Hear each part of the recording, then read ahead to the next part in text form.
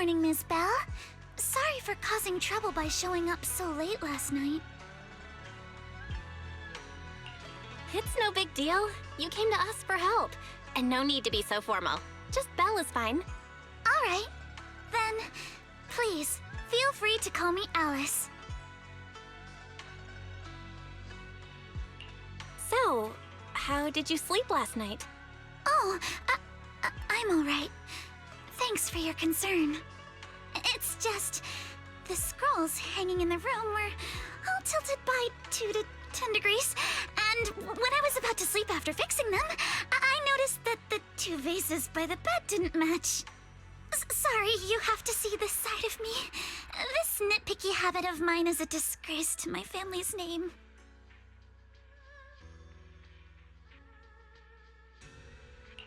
Oh, no, it's not that bad. Swabian Temple just lives up to its name. Thank you for understanding.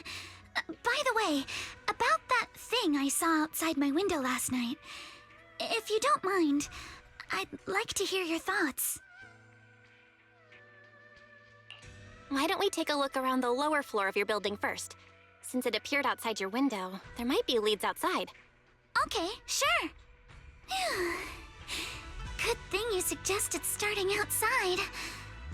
Honestly, I'm a bit ashamed to admit it, but I don't dare step back into that room until we know exactly what I saw.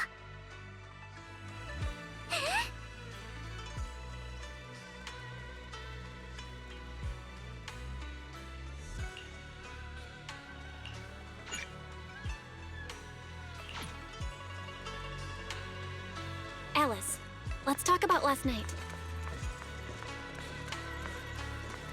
You said you heard a soft thump followed by a loud bang?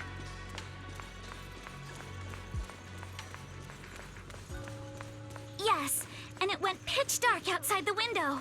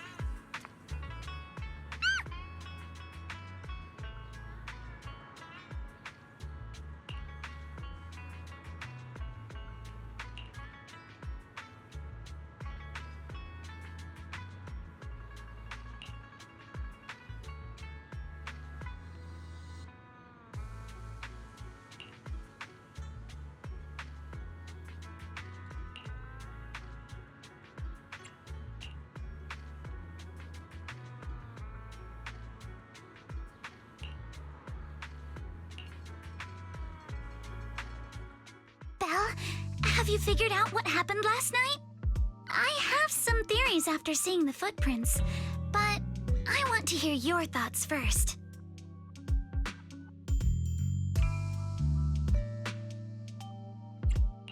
I think our guesses are probably pretty close. Really? Then let's go over what we found together. First, about that huge shadow. What do you think it was? And how did it end up outside my window?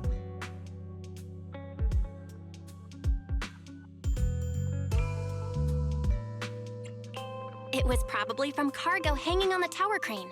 The cargo was big enough to block the whole window, and the way it vanished without a trace makes sense if we assume it was moved away with the crane. You mentioned hearing a soft thump before the shadow appeared.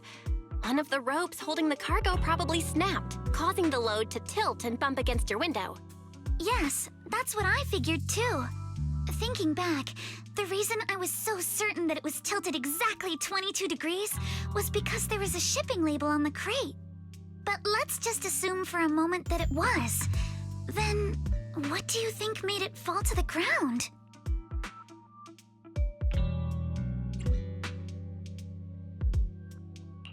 It was probably knocked over by the cargo hanging from the tower crane. But if something that large hit it, wouldn't all the pots have fallen to the ground?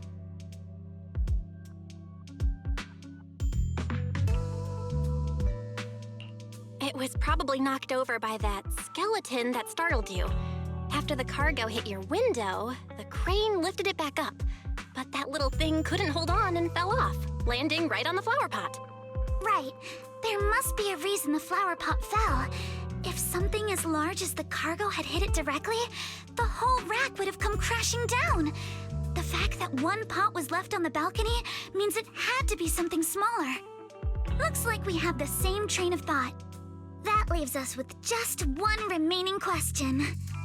What was that glowing skeleton? There's no doubt. The culprit is whatever animal left those glowing little footprints. Since its paws were covered in glow-in-the-dark paint, the skeleton pattern was probably painted on its body or clothes.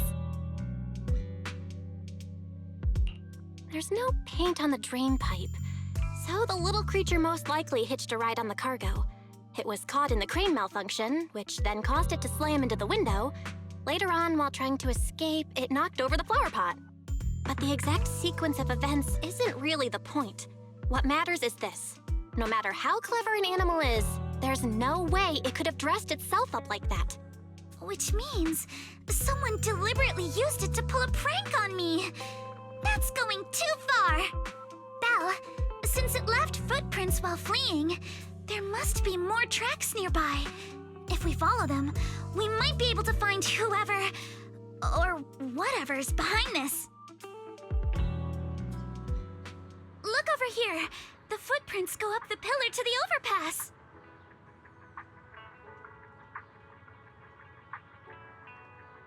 Let's follow them and check it out.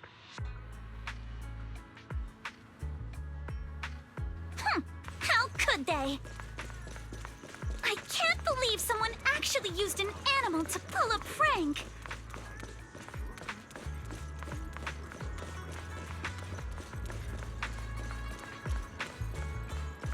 The footprints stop here. Did it jump off? Let's go down and take a look. Heart rate of the client increased to 120 BPM. Here is a proverb. A cornered rabbit will bite. Fairy, you're not helping. Huh? The footprints disappear here. Uh-oh, the footprints are all jumbled here. Where could it have gone? Huh? There it is! Don't let it get away! Hey! There! You ran into that shell! So you were behind yesterday's pranks! The real culprit... Manitou? What? Yuzuha, visitors. Coming!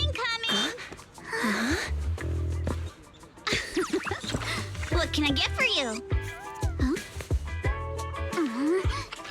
Oh well. Huh. Guess I got found out after all.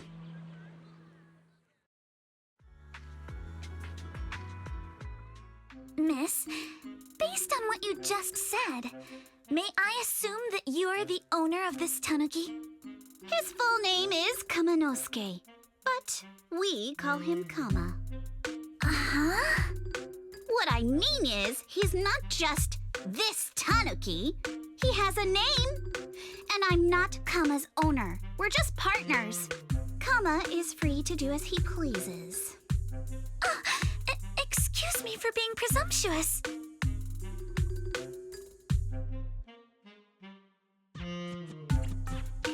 That girl's name is Yuzuha, right? She suddenly changed the subject just now. Seems like she'll be a tough nut to crack. It's all right. Kama just said he doesn't mind. So, honored guests, what brings you to Mystic Wares? Looking for anything in particular? I'm Ukinami Yuzuha. Our family runs a well-known porcelain shop in Phylum Heights. We carry all kinds of goods, and any purchase of a second item comes with a 1% discount. All right. Thank you very much. No, wait. We're not here to shop. Miss Ukinami, we don't even know each other, and yet last night, you and your partner played a prank on me that caused me a lot of trouble. Huh? That's a bit of a shock. I thought you'd really appreciate Kama's way of returning the favor. Returning the favor? Sorry, I don't quite follow what you mean. How could you not understand? You were clearly the ones who started the prank in the first place. Porcelumex previously stated they'd thoroughly investigate the safety hazards and give the people of Waifei Peninsula a proper explanation of the accident. Yet somehow they let an unqualified little girl sneak into a team of so-called experts. That's quite the prank if you ask me.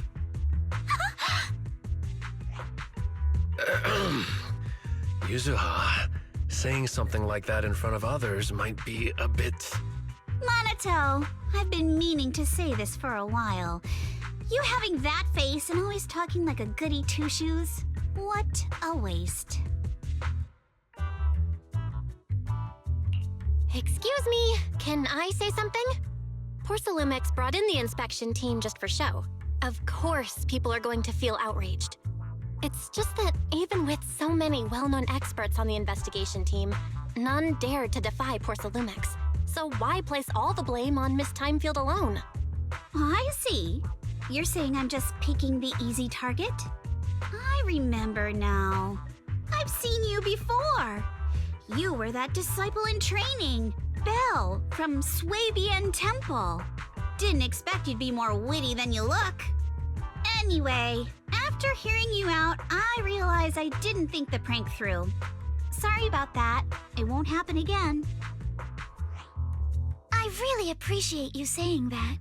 But you don't look so thankful. Are you still so concerned about what happened last night?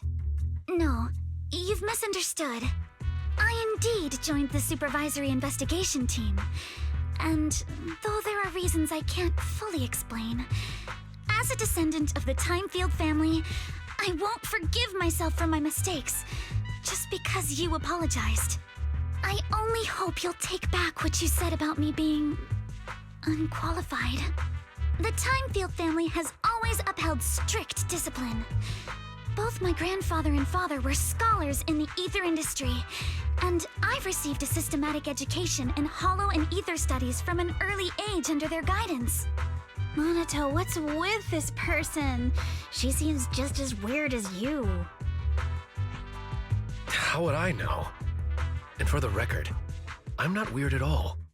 So from the sound of it, you're pretty confident in your knowledge. Then do you know what this strange piece of porcelain is?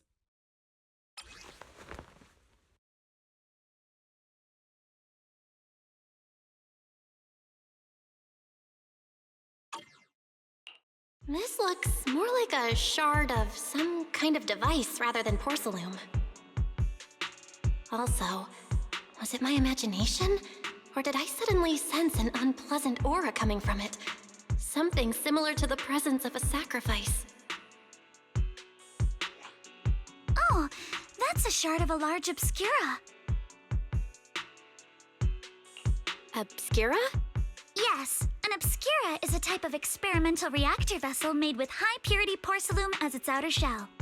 Due to the unique properties of porcelain, when etheric matter is placed inside obscura, it can slowly come into contact with the air.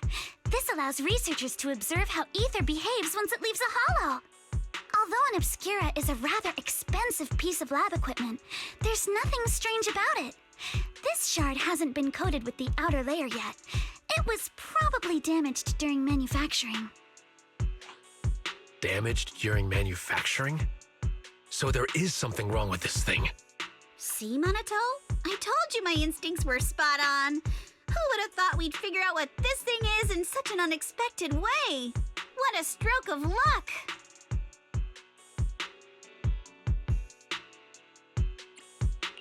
Could someone explain what just happened?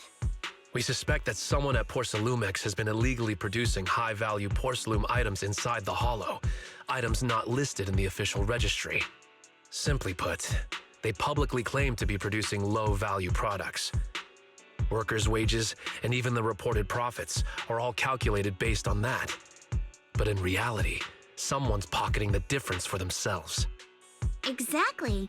The Obscura isn't a regular product of the Wi-Fi Peninsula factory, so its appearance here clearly points to shady dealings going on inside the hollow.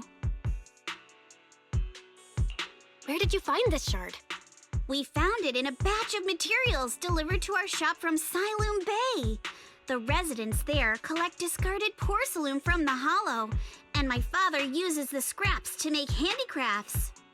Let's go, Minato! We're heading to Siloam Bay! If we can trace this shard back to its source, we'll have enough evidence to expose the corruption inside Porcelumex and give them a real scandal to deal with. Wait a moment. Are you sure it's okay to just say your whole plan out loud like that? It's fine. You're a scaredy cat. No way you'd snitch to Porcelumex. Wait, you wouldn't, right? Of course not! But not because I'm afraid. As a descendant of the Timefield family, I would never stoop to something so dishonorable. Belle, it seems you still have some questions for Miss Ukinami regarding the Obscura. Apologies, but given my current position, I'm afraid it wouldn't be appropriate for me to hear any further details. So please excuse me for now. Thank you for helping resolve the issue. I'll have the payment for the commission sent over promptly. You didn't leave with that fancy girl. Do you have something to ask us? Can I come with you to Siloam Bay for the investigation? I'm curious about the origin of that shard. Besides, I can help if you're heading into the hollow. No problem. You're more than welcome to join us. Wow, today's our lucky day! Not only did we find a lead, but we even had a proxy who's an expert at handling miasma just show up at our door! Don't lay it on too thick, Yuzuha. You don't want to scare Belle away. Still, we have no reason to turn down the proxy's help. So, we'll be counting on you from now on.